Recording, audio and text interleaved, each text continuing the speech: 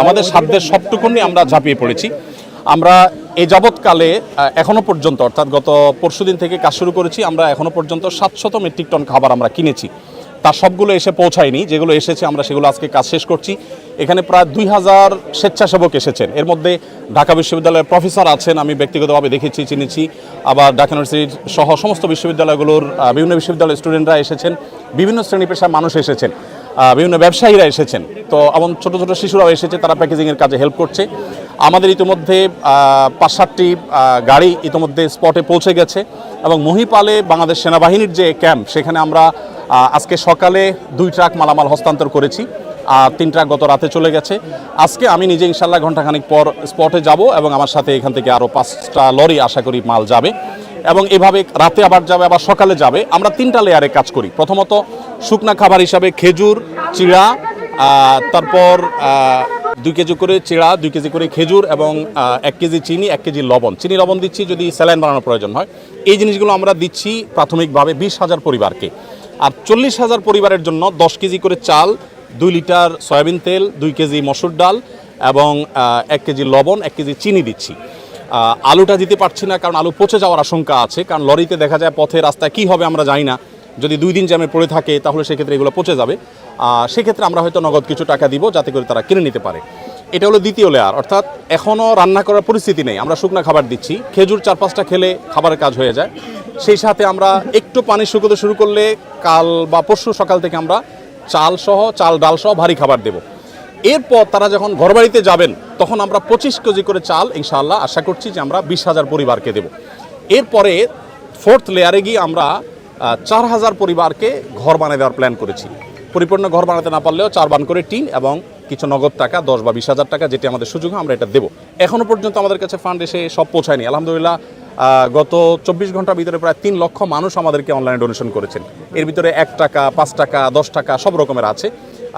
এই সর্বসাধারণের দানের টাকা আলহামদুলিল্লাহ কাজগুলো চলছে। আমরা সিলেটের বন্যা 22-এর বন্যায় প্রায় 18 কোটি টাকা আমরা খরচ করেছি এবং এর মধ্যে 1000 মেট্রিক টন খাবার ছিল, 1000 ঘর নির্মাণ করেছি, 1000 কৃষককে আমরা 5,000 করে টাকা দিয়েছি। তো আলহামদুলিল্লাহ এবার আমরা আশা করছি যে সেটা আরও ব্যাপকভাবে করব, কারণ বন্যা পরিস্থিতি অত্যন্ত ভয়াবহ। প্রতিনিয়ত আমাদের কাছে সাহায্যের জন্য মানুষ আসছে, রাত দিন আমাদের কর্মীরা কাজ করছেন, সর্বস্তরের মানুষ এখানে এসে কাজ করছেন। আমি আপনাদের মাধ্যমে উদাত্ত আহ্বান করতে চাই আমাদের দেশের সর্বস্তরের মানুষকে। আমাদের দেশে মানুষ একে অন্যের বিপদে ঝাঁপিয়ে পড়েন, এর পূর্বে আমরা বিভিন্ন সময় দেখেছি। এবারও আশা করি যে এই বন্যায় আমরা প্রত্যেকে যার যার সাধ্য অনুযায়ী আমাদের আশেপাশে থাকা আমাদের জানাশোনা মানুষগুলোর পাশে আমরা দাঁড়াবো এবং সবাই যদি সম্মিলিতভাবে আমরা প্রচেষ্টা করি, জাতীয় দুর্যোগ মোকাবেলা করা কোনো ব্যাপার নাই ইনশাআল্লাহ বিদিনিল্লাহ। 40 বা 50 লক্ষ মানুষ আক্রান্ত। আমরা একটু দেখি, মাশাআল্লাহ এখানে একটা প্যাকেজ রেডি হয়ে গেছে, সম্পূর্ণ একটা প্যাকেজ রেডি হয়ে গেছে। এখানে আমরা দেখতে পাচ্ছি 10 কেজি চাল, 2 লিটার তেল এবং একটা চিনি এবং একটা লবণ। একটা ফ্যামিলির জন্য কমপ্লিট রেডি হয়েছে। ডাল 2 কেজি ডাল, 2 কেজি মসুর ডাল রেডি হয়ে গেছে। তেলের স্তূপ, এখান থেকে 2 লিটার করে তেল প্রত্যেকটা প্যাকেজে ঢুকে যাচ্ছে ইনশাআল্লাহ। এদিকে তাকবীর দিচ্ছে, আমরা শুনতে পাচ্ছি, আমরা দেখতে পাচ্ছি এখানে শত শত হাজারো মানুষ এসছেন। যে মানুষ আসছেন তার 1/3 হয়তো আছে শেডের ভিতরে এখানে কাজ করছে, এখানে সিরিয়ালে কাজ আছে। আমাদের আরও 2টা শেডে কাজ চলছে। আজকে সকালে ফেনীতে আর্মিদের ক্যাম্পে যে মালগুলো পৌঁছে গেছে, ইতোমধ্যে অনেকটা হয়ে গেছে, অনেকটা আমাদের মাল আনলোড হয়ে গেছে। 2টা লরি মাল গেছে, সেখানে 2250 ml এর পানি, 7200 বোতল আর 50 গ্রামের গুঁড়ো দুধ, 7200 প্যাকেট, এগুলো বাচ্চাদের খাবার হিসাবে আমরা প্রস্তুত করেছি।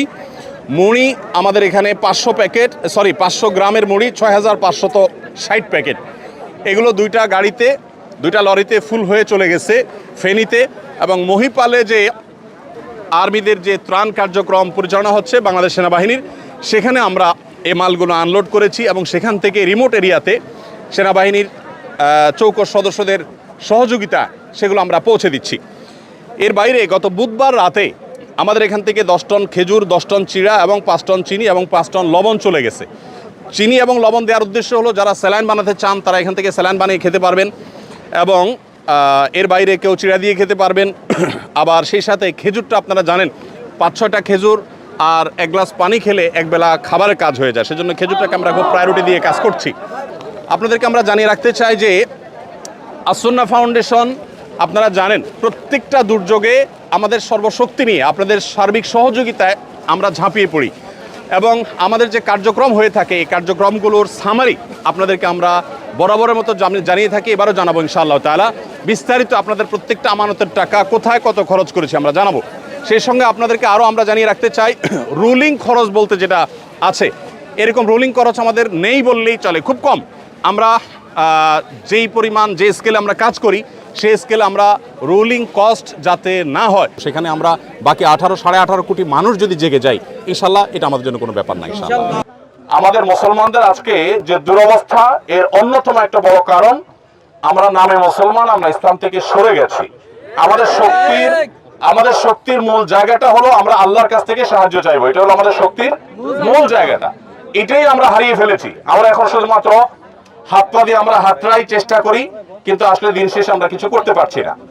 দেখুন, ফেনী, নোয়াখালী, লক্ষ্মীপুর এবং কুমিল্লা, এমনকি আপনার চিটাগাংয়ের ফটিকছড়ি এলাকাতে যে পরিমাণ কষ্টে মানুষ আছে, সারা রাত যে পরিমাণ মানুষের আর্তনাদ এসেছে, আমাদের কাছে যে সমস্ত ইনফরমেশন এসেছে সেগুলো গা শিউরে ওঠার মতো।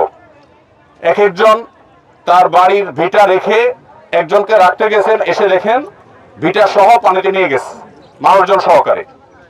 তো ক্ষয়ক্ষতির পরিমাণ এত ভয়াবহ যে 22-এর বন্যা যতটা ভয়াবহ ছিল সিলেটের বন্যা এটা তার চাইতে কোনো ক্রমে কম নয়। এই বন্যা শুধু এই ফেনী নোয়াখালী এলাকা নয়, সিলেট এলাকাতেও ইতিমধ্যে প্লাবন শুরু হয়ে গেছে এবং অনেক অঞ্চল ইতিমধ্যে প্লাবিত হয়ে গেছে। আমরা এখানে আনন্দ বা ফুর্তি করতে আসিনি, আমাদের বুক ভরা ব্যথা আছে ভাই। আপনারা